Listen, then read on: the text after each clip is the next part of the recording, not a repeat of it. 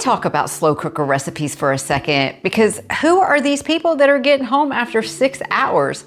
I'm gone for 11, and by the time I get home, it is a hot, mushy mess. That is, except for this shredded beef and gravy recipe that gets better the longer it cooks.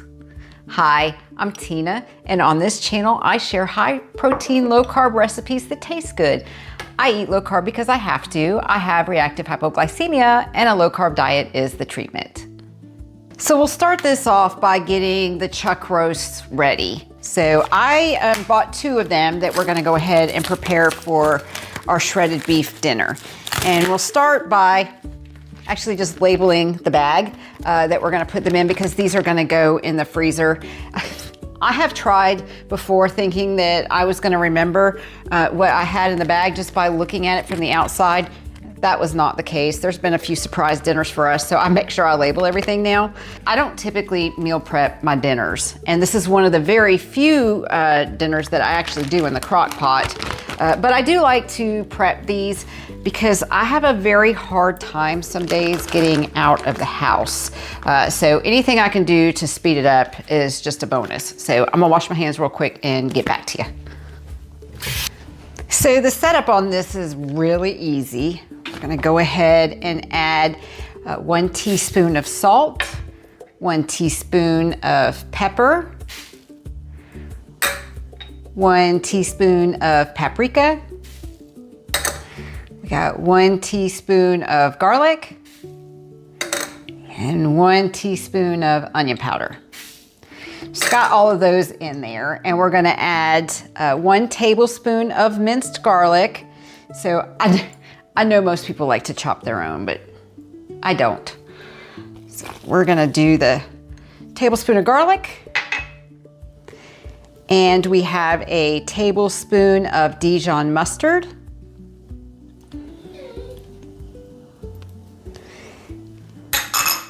followed up by 1 tablespoon of Worcestershire sauce.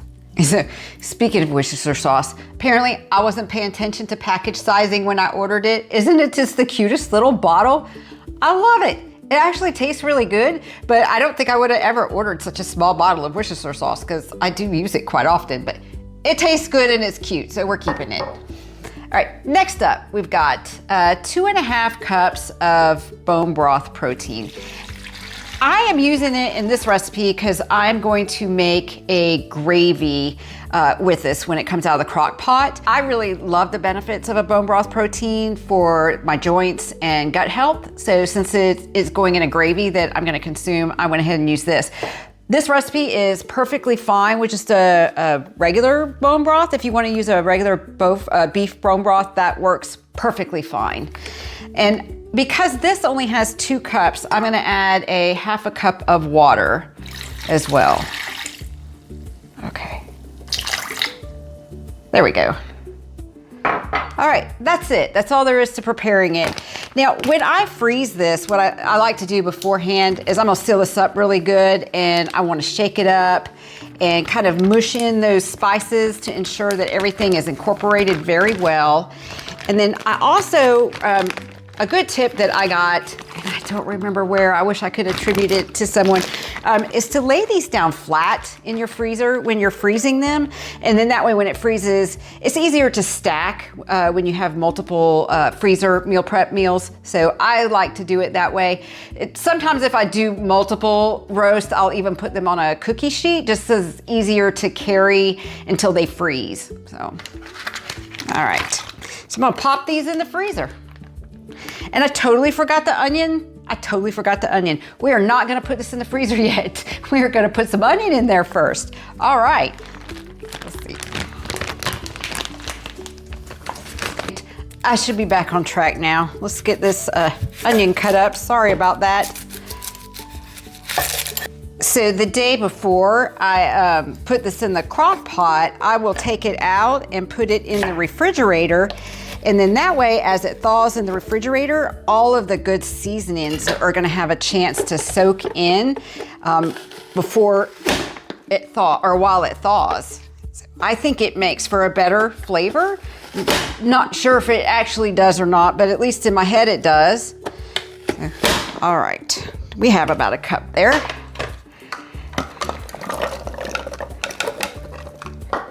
Okay. And now we're gonna put the onions in there and seal up the bag and get these in the freezer. So in the morning, we'll just pop this in the crock pot after it's had a chance to thaw out. And when we get home, I'll be able to show you how we do the gravy and how we serve this dish. So now that the chuck roast is done, by my calculations, it has been right at 11 hours that it's been in the crock pot. We want to get the meat out so that we can use the juices to make the gravy. So I'm going to go ahead and use this spatula here and see how ungracefully I can manage to do this. Oh, look at that, one piece. That never happens. I got lucky. All right, so I'm gonna set this aside real quick and we're gonna get the juice into the pot. So I'm gonna step on the step here so I have a little bit of leverage, and we'll get this crock pot out of here.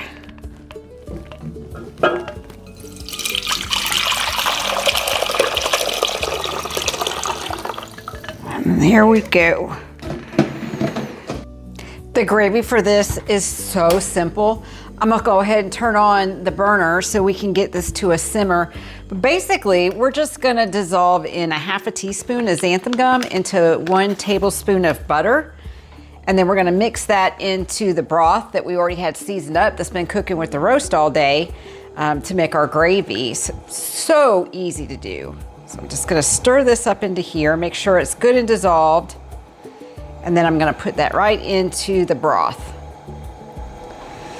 All right, and as this cooks and comes up to a simmer, it's gonna thicken up. And with xanthan gum, the longer you let it sit in there, the thicker it's gonna get. But we're gonna pull it off before it gets too thick. While that is working, we'll go ahead and just start breaking up the beef.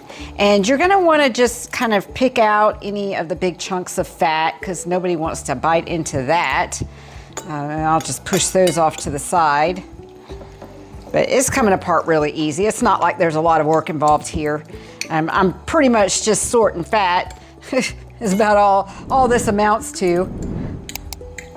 Because you see how easy this just comes apart. It smells so good. All right, I do want to let you know though, I know some people have issues with xanthan gum. They don't want the gums in their diet, and I totally understand that. There are 2 alternatives that we can use in place of the xanthan gum. We have some arrowroot powder or just good old cornstarch. Both will work in this recipe. They're just higher in carbs, so you're gonna wanna keep that in mind. I need to get a spoon so I can stir this up. I just use, the xanthan gum doesn't bother me and it works just fine, so I just went ahead and used that.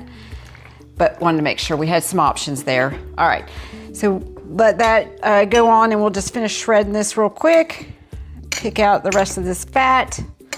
Now that that has come to a simmer and we've got our meat all cut up, I'm gonna go ahead and put the meat into the gravy and let that all thicken up together.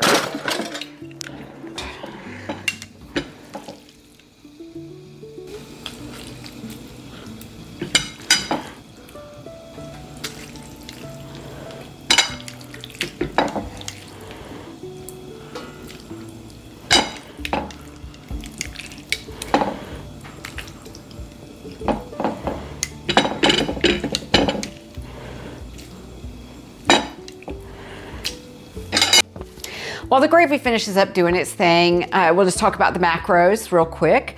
I do load everything in MyFitnessPal, so if you want to track there, you can look that up under ShePrepsSmart shredded beef and gravy.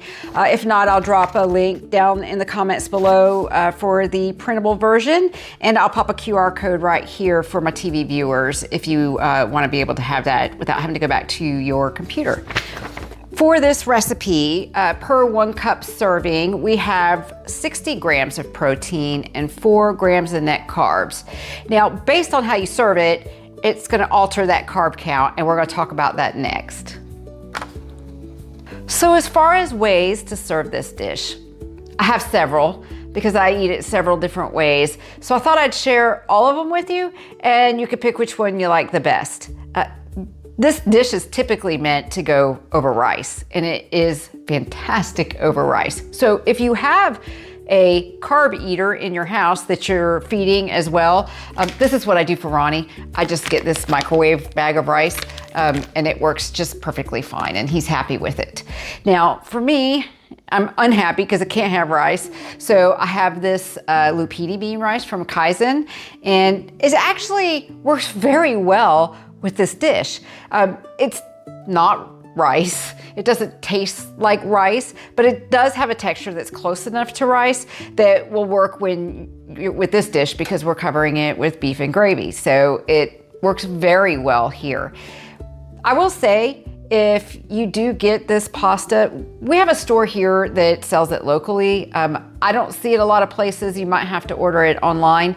When I cook it, when it's not being covered in a beef and gravy, I cook it in a beef broth, and that way it kind of absorbs some of that flavor.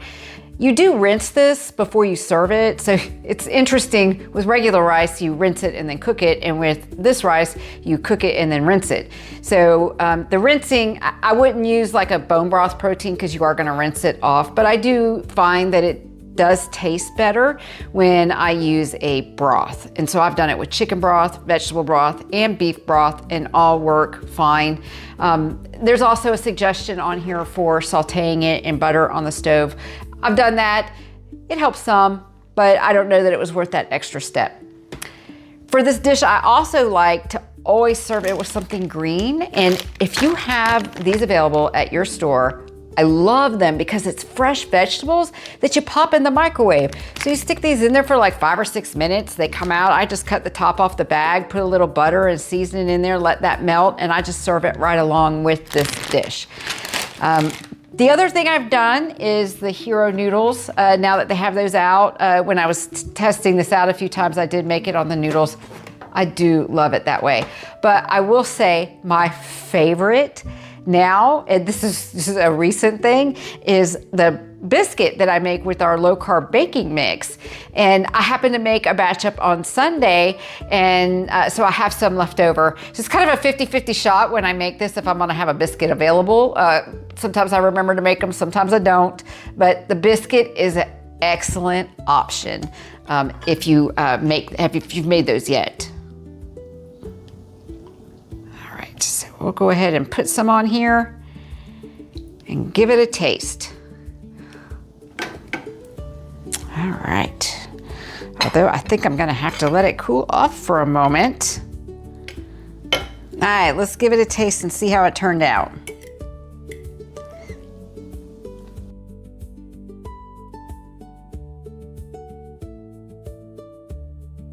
It's rich, it's savory, fall apart tender. The rice, it gives it the right texture, so spot on there. So I'm gonna try the biscuit side, just because I want to taste the biscuit side, because that's my favorite. All right. You can see the juices all soaking in the into the biscuit. Oh, so good.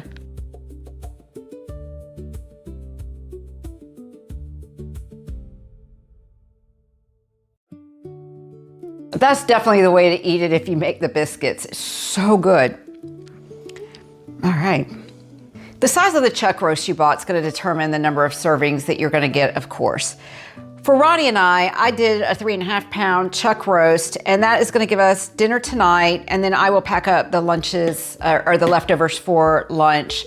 And we'll have that for lunch one day this week, because I do meal prep our lunches for the week. This gives us an alternate option, so that it kind of breaks up that monotony, and it just works for us. Now, if you're not taking it, packing it up for lunch the next day, of course you could store it in an airtight container in the refrigerator for up to 3 days, and it should be good. I have not froze this, but I did research it, and you can freeze it just fine, but I just have never done that, so. And there you have it, an easy freezer meal that takes you less than 5 minutes before you leave the house, another 10 when you get home, and you got a full meal on the table. If you're interested in checking out that biscuit recipe, I'm gonna drop a link to that right here. If you enjoyed today's video, I hope you consider subscribing to my channel. Thank you for watching my video.